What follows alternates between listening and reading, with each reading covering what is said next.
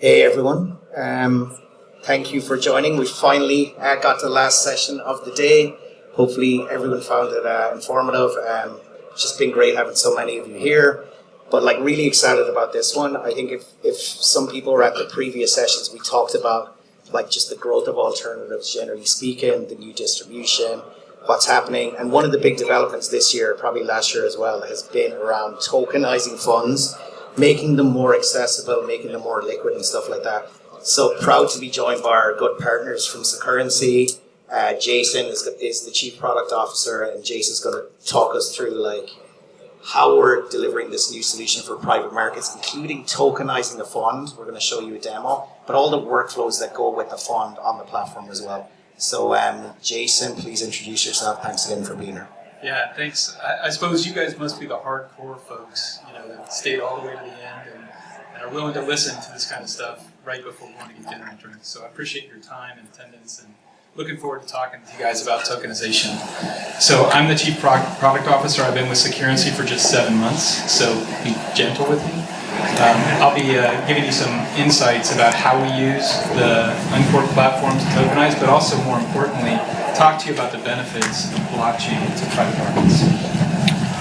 Yeah, absolutely, Jason. And again, pleasure to have you here. And just so you know kind of how we work together, I think Securrency and Unqork have worked together for about a year, and really what we've done together is look at kind of the future of, how can we use Securrency are a huge provider of, regulatory solutions around, compliant blockchain technology, being able to tokenize assets, being able to run full asset workflows on the blockchain. But the first use case, which is perfect, is around like a private fund, which is the exact opposite today. It's like tracked everywhere, offline, not accessible to anyone apart from, usually high net worth. So perfect use case for something that's going to be applicable across the industry for a long period of time. And I know Jason and team, they're working on other initiatives, but I'm excited about us being the first one together, like in the private fund space. Definitely. So just to frame this up, right? So if anyone was here earlier, Deirdre, the CFO of BlackRock, was talking about just the distribution they're seeing and the growth of all. So everything is getting more complex from an organization perspective. The industry, and it's forecast to hit about 26 trillion in AUM by 2026 based on latest reports. And the reason that it's growing so much is, before, again, distribution just to high net worth investors. There's been so much growth of, distributing these funds. Often in fundraising now, there's 10, 15% going to wealth investors. But the next step in this is getting it on a digital ledger, improving the liquidity that exists today. I think an interesting stat here is of today's 9 trillion in AUM, only about, less than 1% of that is actually traded on the secondary market. So think about that. These investors are signing up for long periods with no liquidity whatsoever, and there's no kind of trading of that on the secondary market. Other things like, just the execution on private markets, when everything is tracked offline by different participants, admins, tracked by custodians, etc. Everything is very fragmented from a tracking perspective. Moving that onto a blockchain, as you can imagine, where everyone has one single source of truth, is massive for things like doing valuations and everything else. So this may be a private fund, but obviously applies to public funds as well. So again, huge opportunity this space is exciting to be in because it is going to grow, but like how do we do it in a more efficient manner using technologies like blockchain? And Jason, it'd be great if you just talk generally, when you think about all the things you're doing, like what do we think the broad benefits of, blockchain technology can be for the industry? Right. So I don't know about you guys, but I know for me and for my children, technology has become ubiquitous, and it's something that we come to expect. And so investors, I think, are expecting that their technology is going to be available and it's going to operate the way that the rest of their lives operate. And so with blockchain technology, what we can do is we can offer asset managers the opportunity to rapidly provide new and innovative digital-based assets, leveraging functionality like what's available from Unqork to automate the onboarding process and automate the workflows necessary to do reporting and regulatory requirements as well. So blockchain smart contract capability gives us the ability to automate a lot of the policies that we define around the trading of these types of assets, as well as other characteristics of the assets. And so with that capability, we can improve the efficiency and also help the asset managers ensure that the assets are traded where appropriate.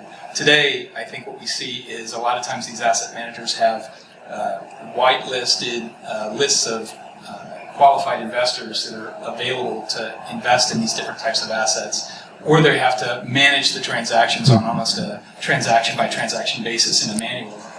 With blockchain smart contract capabilities, we can embed that policy function, that regulatory requirement in some cases, or the ability to define and then implement policies inside the token itself, inside the asset itself.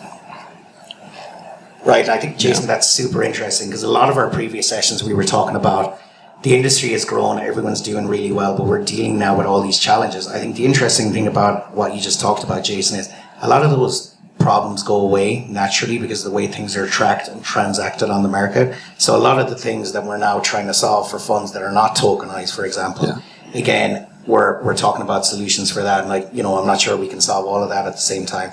But this is why you're seeing all the big managers, all the press releases, tokenization is here to stay. And everyone's doing it, and you'll see more and more releases in the future. Yeah, and I think, one of the things that's probably most exciting about this is the potential here for us to get to almost instantaneous settlement with a secure and an immutable record of every transaction that takes place. Yeah, absolutely.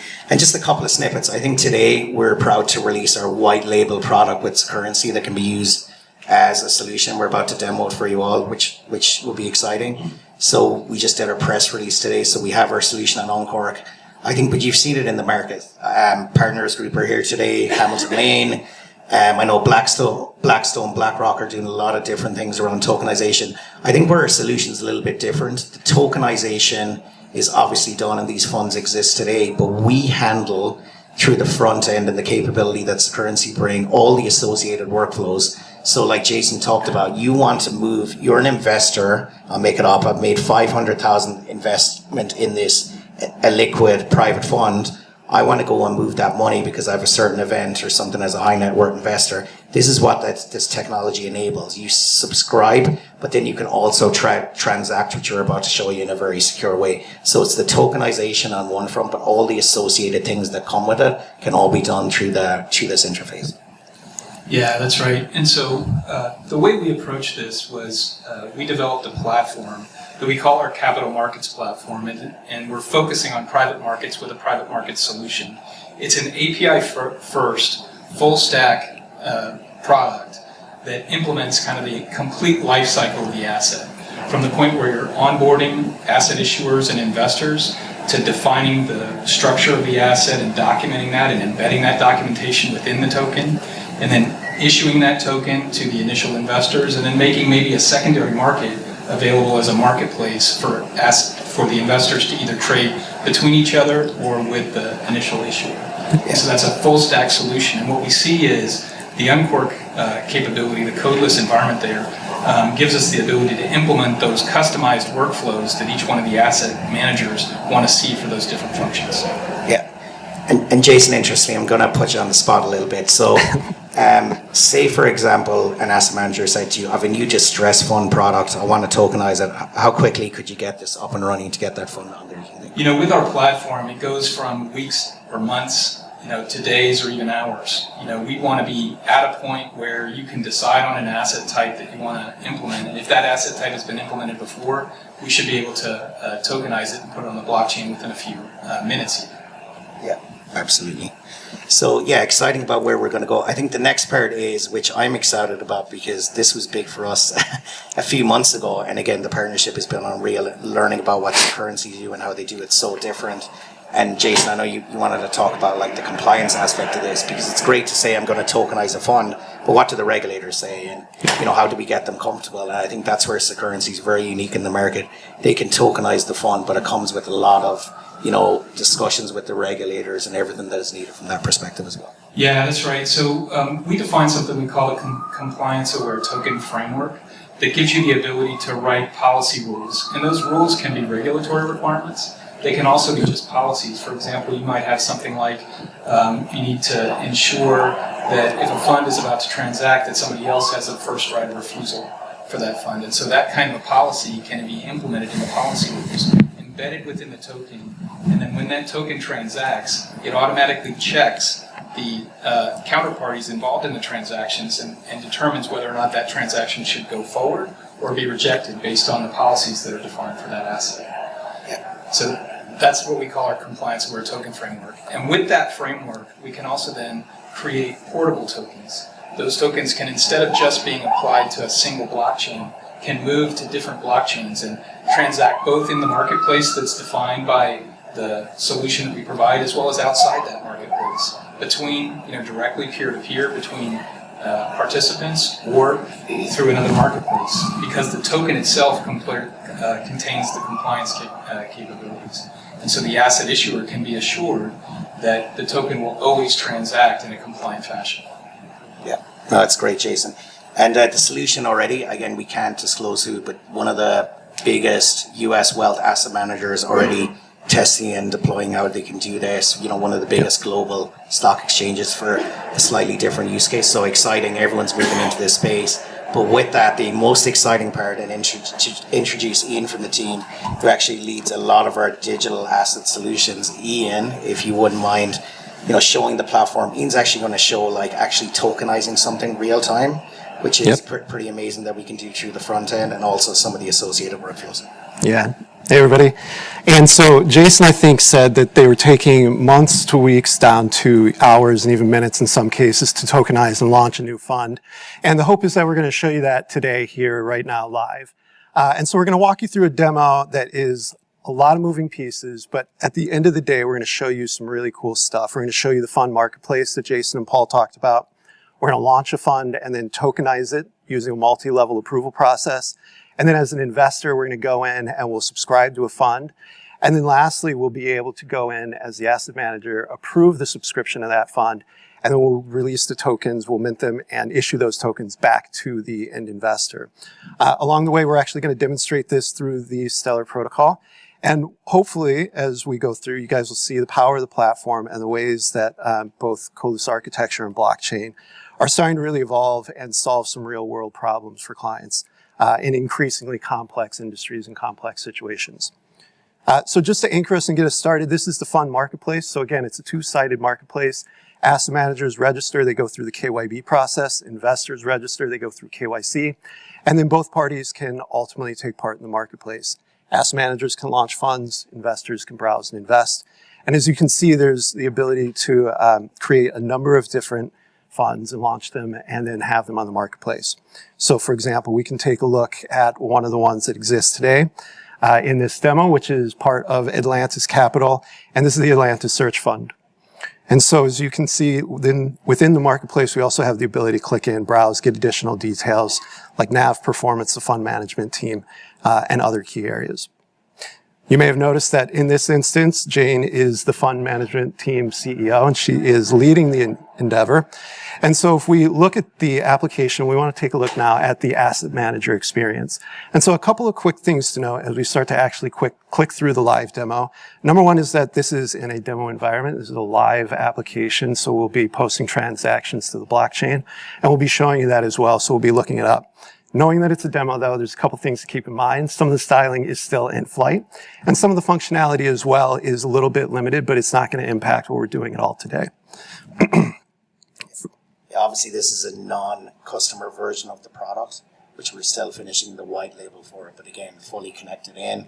And in a matter of, if you did need to set up a fund on this, all the associated workflows are there to do it as well. And of course, you can add your own branding, styling, touches, and feels to the UI as well. Yep. Yeah, one thing I wanted to point out as you're going through the demo, Ian, is something that Ian's going to show you that is going to seem kind of mundane, is that the asset manager works for a company and is representing that company and issuing that asset. Blockchain technology is really built around the idea that a wallet transacts with another wallet, and a wallet is owned by somebody. And so what we've done as part of the capital markets platform implementation is given the ability to give permissions to wallets that exist on the blockchain, giving the role-based access to those wallets and allowing a hierarchy within a business to be represented in accounts that can then transact on the blockchain. Great point. Great point. And so I think, yeah, it's important to know that as we work through this, the asset manager has their own wallet, but that wallet is permission to an individual user, and that access is controlled within the application itself. So if they change roles, they leave the company, that can all be, of course, updated and maintained. So as you can see here, we have Atlantis Capital have a couple of funds launched. They have the Atlantis Search Fund, which has been approved through the multi-step process. It has been tokenized. And in fact, if we click in, we can also see that there are some investors who started to create subscriptions into it. And these subscriptions obviously will impact the cap table. And at the same time, the application starts to keep track of that. And if we had multiple investors, they'd track it through and update automatically. But if we did want to start a new fund and Jane wanted to launch a new fund to continue growing her business and her asset manager, we could go through and we could do that using Unqork's digitized workflow. And what this does is it starts to capture details about the actual fund. So different details around the information or the name of the fund and the inception date. And working through, you also start to upload documents like the offering memorandum, articles of incorporation, even the information about the executive summary of the portfolio management team like you saw. And lastly, historical NAV data can be uploaded. And finally, that preview that we were looking at on the fund marketplace, you can customize that as well, upload a different upload a different picture into the header and keep track of everything. Now, we're not going to click through everything because we have a little bit of time here. So we aren't going to fill everything out line by line. What we're going to do is actually take a look at an in-flight fund launch. And so in this fund that we've sort of started to tee up, Jane has gone ahead and she has submitted the information, all the documentation to be reviewed. And as you can see, it's been approved by operations, but it still needs to be approved by compliance. And once compliance approves that, that's when the tokenization happens. And so the next piece of the demo that we're going to show is going in and taking a look at the role of somebody on compliance, doing the final approval, and kicking off that tokenization in real time. Before we do, Paul, Jason, any input, insights you'd like to share? No, I think you're doing great. Awesome.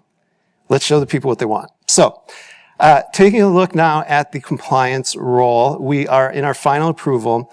And the other piece I talked about was some of the limited functionality that we have here. Obviously, this is a nice way to start to begin to have some case management, centralizing different workflows, different cases that need to be approved and reviewed. But on top of this in production, we frequently build dashboards to provide custom KPIs and charts and different analytics so that they can start to have actionable insights based off the information that's coming through the cases. In this instance, we'll go ahead and we'll navigate over to the actual fund application.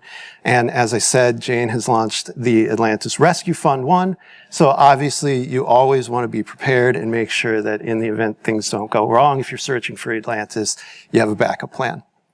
And so what we're going to do here as the compliance officers review the different details, we'll see here there's even a custom fund symbol. Keep track of this symbol. We're going to reference it later when we go ahead and tokenize the blockchain so we can show that we're actually creating the asset live. And then, of course, we can review any submitted documents and then preview the marketplace card as well. Now we'll go ahead and we'll approve this and kick this off. And the first thing it's going to do is check the wallet, make sure that there's enough tokens within the wallet to begin creating that asset and tokenizing it. And if you see here, give me 1 second, add funds to wallet. Obviously, we thought that there were enough funds in this wallet, but there aren't, which is not a problem. Give me 1 second. Yeah, while you're taking care of that, Ian, I'll just talk about liquidity. So I think the biggest challenge for private markets is liquidity. And one of the things that we see with blockchain is the ability to create these marketplaces and enhance your ability to distribute and make available these different types of funds to investors that may not see them otherwise. In addition to that, the fact that we can carry with it metadata around the fund prospectus or the different documentation that goes with the fund, as well as that immutable record of all the transactions that have happened on that fund, give some insight into the pricing associated with that private fund. So those things help facilitate liquidity going forward. Yeah, exactly. And the other thing on that, Jason, just quickly, is like time to market for a new product. Like working in private markets for a long time, you're often talking 3, 6, 9 months, etc., to get something out there, because fund setup, everything else, the structuring, getting investors on there. But like in the distressed market we're in, imagine the power of, you take a month to get the fund set up, get it out there, get it available, and you can still get big subscriptions, but you can already start like distributing. So it really is a game changer when you think about again, how slowly this market operates, unfortunately, because everything's big ticket and moving money takes 4 weeks to get it done. I think the big game changer here is the fact that you can launch something quickly. And again, that's why the whole market is moving in here. We're seeing all these press releases. I'm sure your firms are already looking into it, if not already. And the power to have the workflow or platform that can support that process really is, we think, game changing. So. Yep. And if you give me 1 second, I'm logging into a separate wallet that should have some more funds in it. I suppose the lesson is always quadruple check the balances on your wallet and make sure that you have enough funds before doing a live demo, because even if you check them 5 minutes before walking in, there's always a chance that something can go a little bit sideways. And so we're going to work through this. Give me 1 second, switch over. Okay. Log out of this one. And Ian, while you're doing that, I think, I'd love to take questions about this particular technology. I know we heard from, as I said, various firms already doing this. They're doing it probably working with different partners, but they won't have that connected data that we have through the solution. But love to hear from people, what do you think about this? Do you have it at your firm? Any questions for Jason as well? Yeah, I'd be really interested, just by a show of hands, the number of people that are either currently investigating blockchain or actively deploying blockchain technology. Just a very few of you. Yeah, it seems like a few. So of the folks that didn't raise their hand just a second ago, what's your take on blockchain? Why are you in the room, and what do you think about blockchain technology? Anybody want to speak up? Sure. It is the future, basically. The technology is a payment transfer, you can transfer seamlessly and easily. Quick transfer, if you want to do of the money or something, you can do that using this blockchain technology, and it is verified already, so you don't have to verify anything. Yeah, that's right. So what we can enable is the creation of what we call a house token that's part of the ecosystem in this marketplace. So you can onboard cash into this house token and then transact immediately and immediately sell the house token as part of the ecosystem. And then the only time you have to convert to cash is when you want to get out of your position. And so you can stay in the ecosystem with a token that's part of the ecosystem, and that token will settle almost instantaneously as you execute transactions 24/7. Yeah. Okay. And Ian, just to, again, we're going to show you one that's created on the blockchain, but this part of it, before an investor actually gets in, we talked about this before actually previously, this is the e-subdoc process, that painful 160-page piece of document you need to go through. And again, in the solution, the vision that Securrency came up with here, this is all digitized. So before the wallet movement, any documentation, regulatory, structured data that needs to get done is fully inbuilt in the workflow. So this is one of many workflows built in here that again support the tokenization and actually moving money on there. So every operation that needs to happen, be it KYC, approving an investor, an asset manager, actually getting them to sign something in a jurisdiction. I know, Jason, for some of our managers, there's different documents in different jurisdictions we support, but this is all part of how we see the solution, being rolled out, but then, allowing you to actually take benefit of the underlying blockchain tech as well. Yep. And on the investor side, as we work through the subscription process for a fund that's been launched on the blockchain, you can see again, working to digitize it, working to pre-fill data wherever we can, and help to streamline the process so that it's easier to compile all the questions that get asked, all the information they have to gather, and begin to generate the documentation necessary to subscribe in real time. So for example, FACTA, you can start to create that, and any of the other documentation like the actual subscription agreement itself. And as you can see, this will pull up, and for the end investor, being able to sign the documents in real time in the app itself becomes an experience that's a lot more seamless and something that is more in line with the expectations of a modern investing experience. And so here we've completed the FACTA, and we go ahead and kick off generating the actual subscription document. And it'll take a moment because it's actually doing this in real time. So it's taking all of that data and information, packaging it, and sending it over to DocuSign to put into a document. Yeah, just to extend the answer that I gave you a minute ago, you can think of it as different rails, right? So cash comes in on one set of rails, and we're transacting in this digital fund on a blockchain set of rails. And so in reality, any sort of digitized asset that you have, you can trade within that blockchain environment.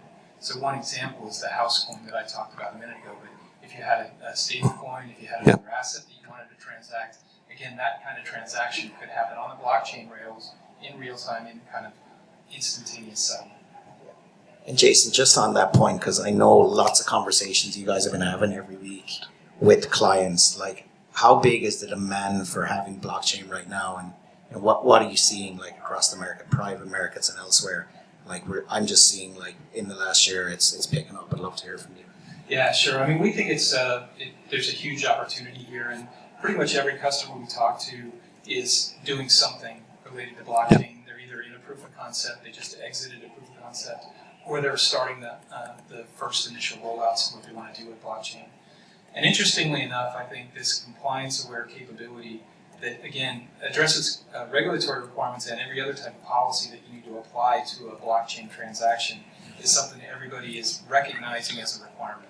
You see a lot of things in the news recently that point to the fact that regulatory oversight of blockchain transactions is going to be required. And I think that kind of capability built into the token framework is really important. Yeah, no, I agree 100%. And the interesting thing about that is everyone is prototyping, but they're waiting at the same time to see what's going to happen with regulation.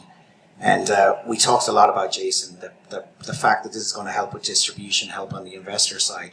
But think about the big banks, asset managers, where it's really going to help is cost.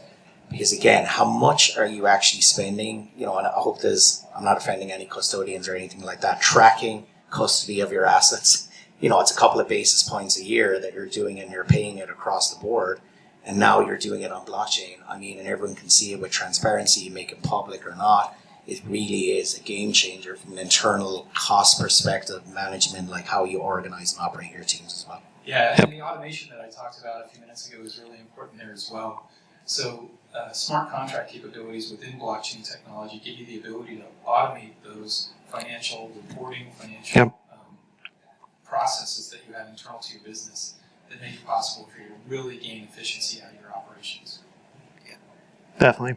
And you may have watched me in the background. Go ahead, complete that subscription. And so now if you look at the end investor's screen, they have started the subscription process. We've got a few that are in flight already that we can request redemptions for.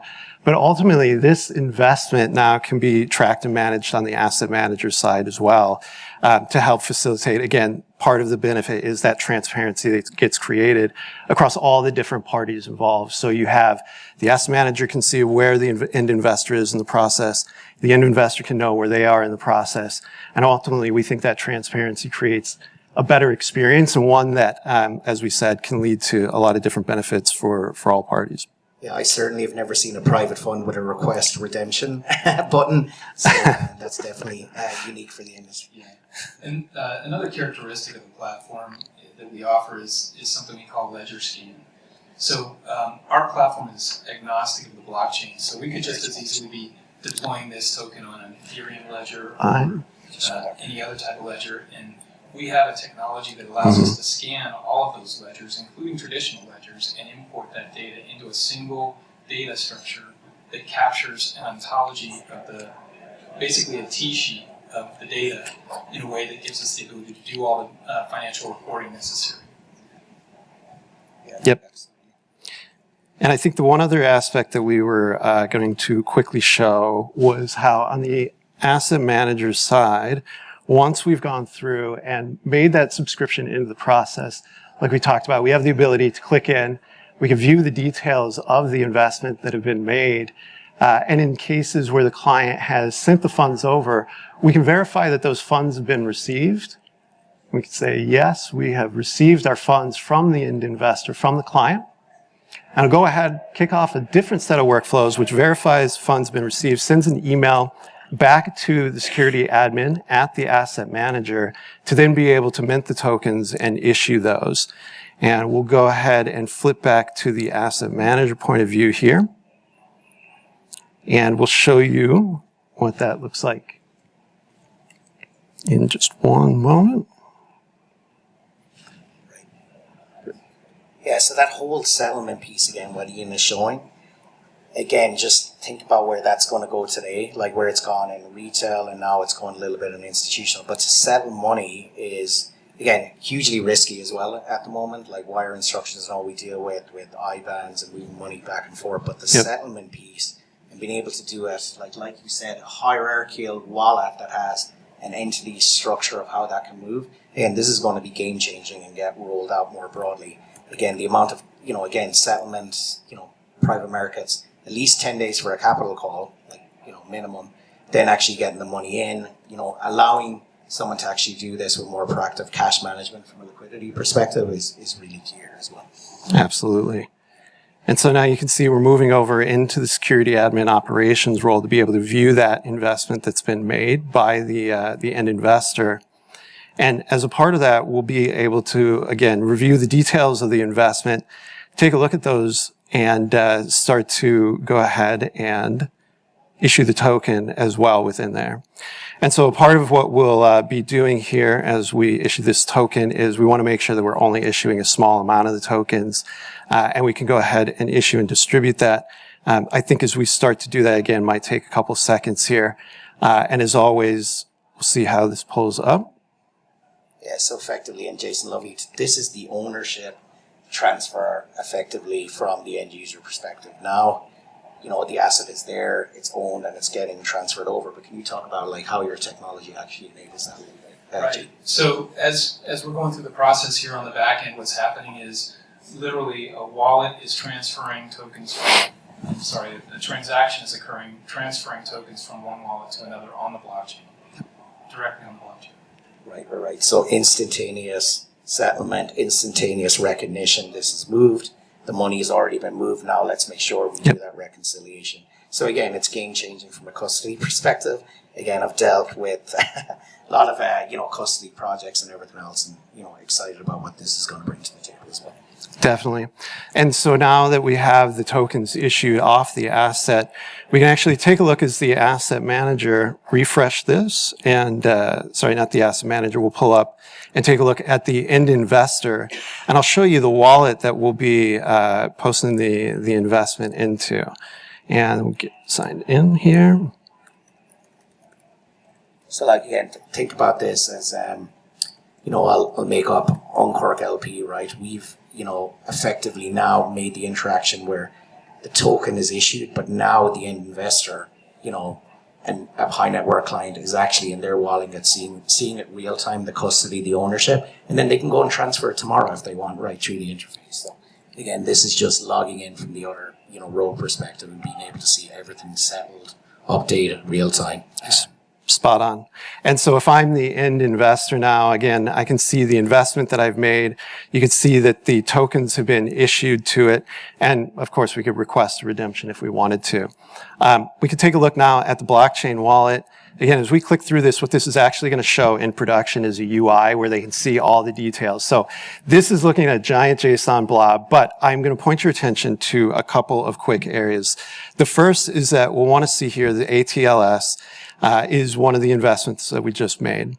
The other piece is that this ID here is actually the wallet ID.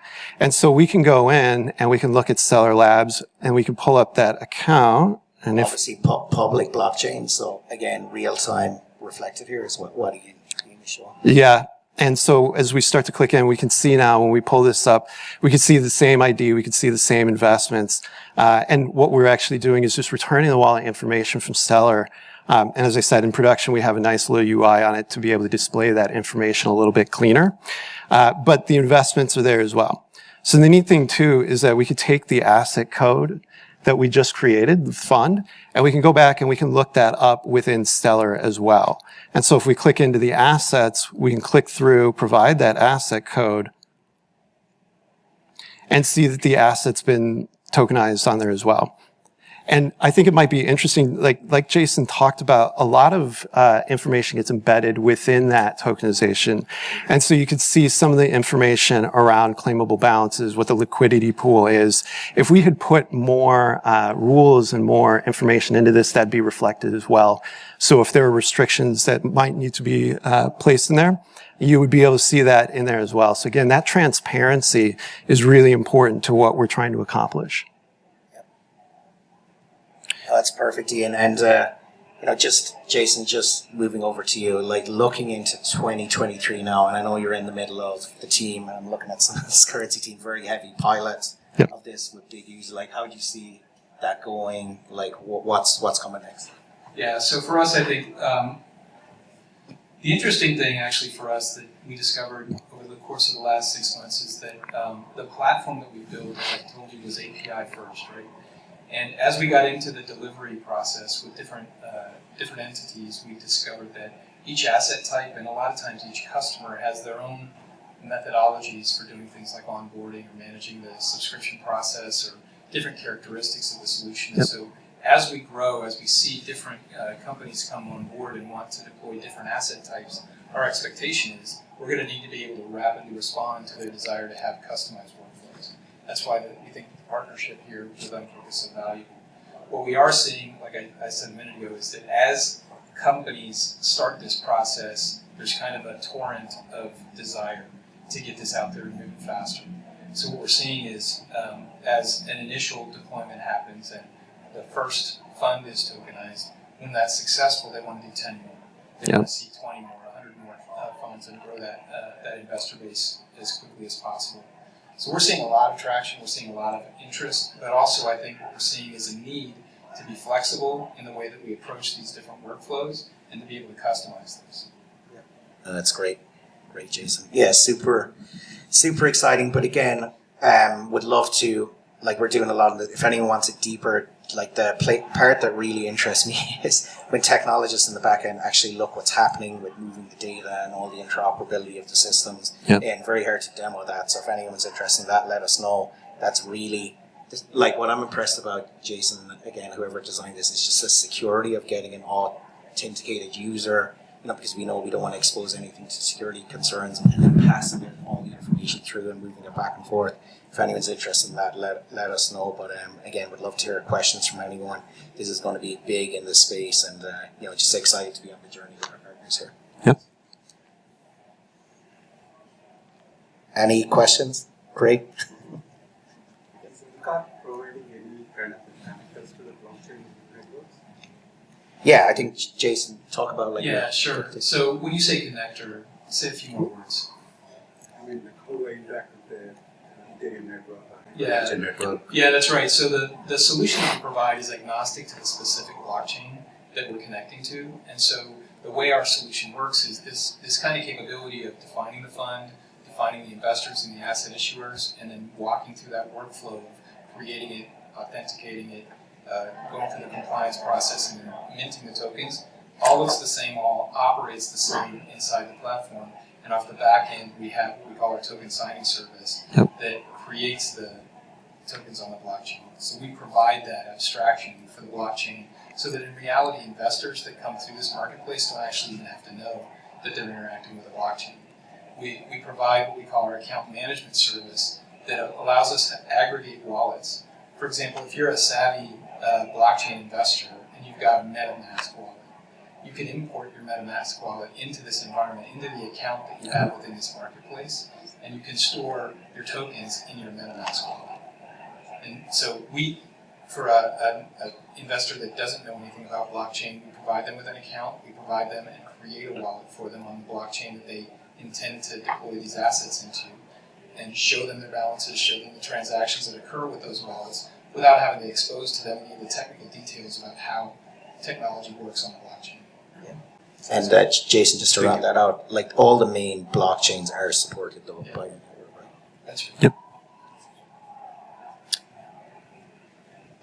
So to integrate Unqork with the blockchain, that means you are creating some smart contract and using the plugin component you are connecting?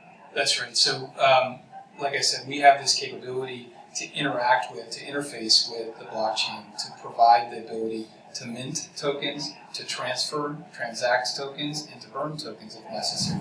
So again, with this compliance capability, we offer the ability to claw back tokens. So the compliance-aware token framework that we talked about gives us the ability to not only put information onto the blockchain in these immutable records, but also extract information and destroy tokens where necessary. Yeah, and from an Unqork perspective, you're 100% right. It's same as any other app, but the integration there is different, and the connections we're making are different, like to their service and authentication. So just a different pattern using the same components. So for us, the same thing. Create any workflow. Again, Securrency just happened to have a lot of the parts in place already, the compliance, the frameworks, the blockchain to really accelerate this journey for any financial services client. Yeah.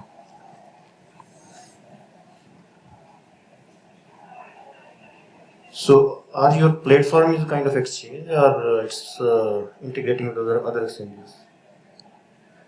Is it exchange like Binance or Coinbase? Oh, yeah. So in this particular case, because it's a private tokenized fund, they typically are not on these exchange platforms. By the way, some of them are big customers, and we do interact with getting clients that we onboard onto their platform and able to use their exchanges and stuff like that. In this particular case, because it's private markets, not being actively traded by the big exchanges today, but I think we're going to get there. Yeah, we have a customer now that recently got SEC approval for a treasury fund. Yeah. Wisdom Tree, you might have seen that announcement. And so the intent there ultimately is to make that possible for the tokens that are created on the blockchain associated with public funds to be able to be traded outside of this marketplace. Yep. So, I hope to see it. Yeah. So another question I have is basically on the security, right? So I heard a lot of time like some exchanges are got hacked, and a lot of funds have gone here and there. So is there any insurance mechanism with this? Yeah, I was just discussing that a minute ago. So one of the biggest challenges associated with Bitcoin or with any blockchain that uses the technology that's available today is the fact that when you lose that wallet ID, if somebody steals that wallet ID or you lose it, it's gone. Your value that's in that wallet is gone. With the technology that we've created, this compliance-aware token framework, we provide the ability to claw back tokens that have been stolen. So we basically burn those tokens and reissue new tokens to the person that had their value stolen. And so that's part of the value proposition of the compliance-aware framework, is giving you the ability to address those security concerns. Yeah, and on that point, great point. And I think that's why a lot of these clients, like the Securrency team, because they've done and thought of all of this, and their platform supports it. That's why there's so many big clients, big institutions, like working with them on their journey and bringing them into, their blockchain and, asset composer journey and everything else. 100%. All right, everyone ready for drinks? Again, it was fantastic. Thanks for listening in. And Jason, thanks to you again. Been such a great partner to us, and hope to see you all soon. Thanks Thanks for your time. Awesome. Thank you.